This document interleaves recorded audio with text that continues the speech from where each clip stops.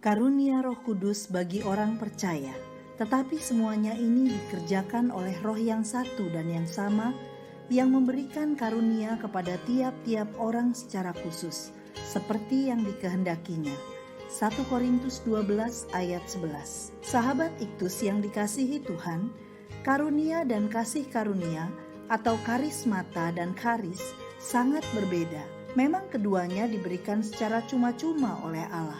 Namun kasih karunia berguna untuk keselamatan orang yang menerimanya. Tetapi karunia dianugerahkan demi kepentingan atau untuk keselamatan orang lain.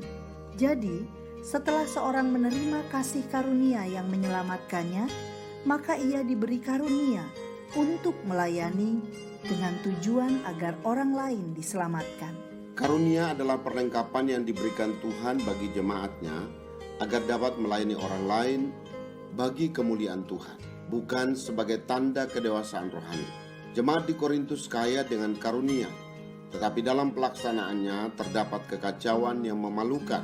Karena itu Paulus memberikan surat pengembalaannya dengan tujuan supaya kamu mengetahui kebenarannya. Ayat 1. Mari kita memperhatikan beberapa hal tentang karunia roh.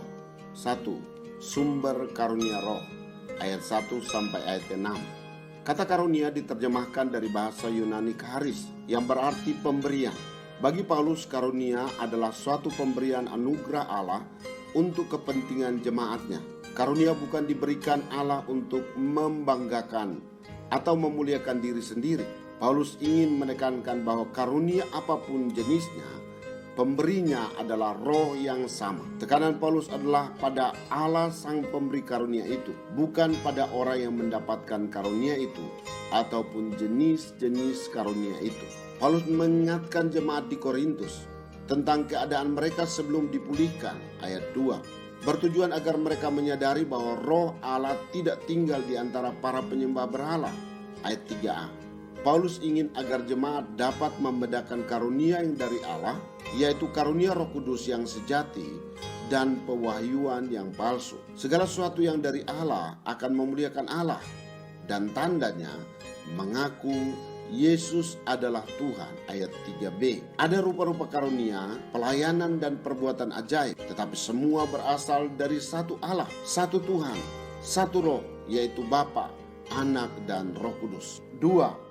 Jenis karunia roh, ayat 8 sampai ayat 11. Setiap orang yang telah menerima Yesus sebagai Tuhan dan Juru Selamat setidaknya memiliki satu karunia. Adapun karunia itu adalah karunia untuk berkata-kata dengan hikmat, yaitu karunia untuk mengetahui rahasia Injil. Berkata-kata dengan pengetahuan adalah karunia untuk mengetahui hal-hal yang rahasia, pasal 2 ayat 13. Sedangkan karunia iman berarti iman mujizat atau iman terhadap kuasa dan janji ilahi. Mereka mampu tetap memperkatakan kebenaran Kristus di tengah bahaya yang dihadapi. Karunia menyembuhkan artinya menyembuhkan orang sakit. Kepada yang seorang roh memberi kuasa untuk melakukan mujizat, seperti membangkitkan orang mati, mencelikan yang buta, bisu berbicara, tuli mendengar, dan lumpuh dapat berjalan. Kepada yang lain diberikan karunia untuk bernubuat, dapat diartikan menjelaskan kebenaran firman Tuhan dengan kemampuan istimewa yang diberikan oleh roh. Karunia membedakan roh merupakan kemampuan untuk membedakan mana nabi yang benar dengan nabi yang palsu. Kepada yang seorang Tuhan memberikan karunia berkata-kata dalam bahasa roh, dan kepada yang lain karunia untuk menafsirkan bahasa roh itu. Sebagai catatan bahwa bahasa roh bukanlah tanda orang percaya, melainkan perlengkapan yang diberikan Tuhan untuk membangun jemaat yang adalah tubuh Kristus.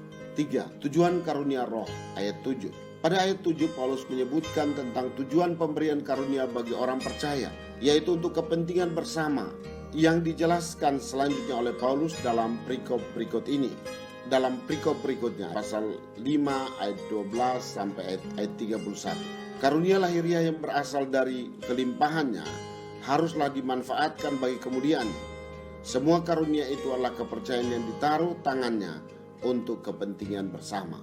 Karunia rohani diberikan supaya seorang yang sudah diselamatkan dapat membangun tubuh Kristus melalui gerejanya dan membawa banyak orang melihat Kristus dan memuliakannya. Karunia diberikan sesuai dengan kedaulatan sang pemberi. Karunia tidak diberikan sesuai dengan kehendak manusia, tetapi sesuai dengan keinginan Roh. Ayat 10. Tidak ada sesuatu pun yang mengendalikannya. Ia memberikan karunia sesuai dengan yang dikehendakinya. Ayat 11. Sahabat Iktus, semua orang Kristen di sepanjang abad, termasuk kita, diberi karunia untuk membangun gerejanya. Setidaknya setiap jemaat memiliki satu karunia yang dapat dikembangkan bagi kemuliaan Tuhan. Karunia adalah pemberian Allah yang diberikan sepenuhnya kepada kita, dan kita hanya tinggal mengelolanya dan mengembangkannya sehingga tujuan dari pemberian karunia itu tercapai. Saya tidak boleh menjadi sombong karena memiliki banyak karunia, sebab semuanya itu adalah pemberian Tuhan untuk saya gunakan membangun gerejanya. Tetapi juga saya tidak boleh merasa tidak memiliki karunia apa-apa, karena Tuhan telah merancang setidaknya satu karunia yang tajam untuk saya kembangkan. Mengapa saya harus bertengkar untuk karunia yang berbeda-beda? Bukankah hal ini justru memperkaya gereja Tuhan? Sahabat Iktus yang dikasihi Tuhan, apakah saya menyadari bahwa karunia yang ada pada saya bersumber dari Tuhan? Karunia apa saja yang Tuhan berikan kepada saya? Untuk tujuan apa Tuhan memberikan karunia Roh kepada saya? Tuhan Yesus, saya telah menerima kasih karunia yang menyelamatkan saya. Bahkan juga saya menerima karunia Roh yang harus saya gunakan untuk melayani orang lain, sehingga mereka mendengar kabar keselamatan melalui gerejamu. Ya Yesus, betapa dahsyatnya kekuatan gereja jika setiap anggotanya tidak saling iri hati dan menjatuhkan, melainkan menyatukan karunia rohani, sehingga jemaatmu terbangun dan menjadi kesaksian bagi orang yang belum percaya.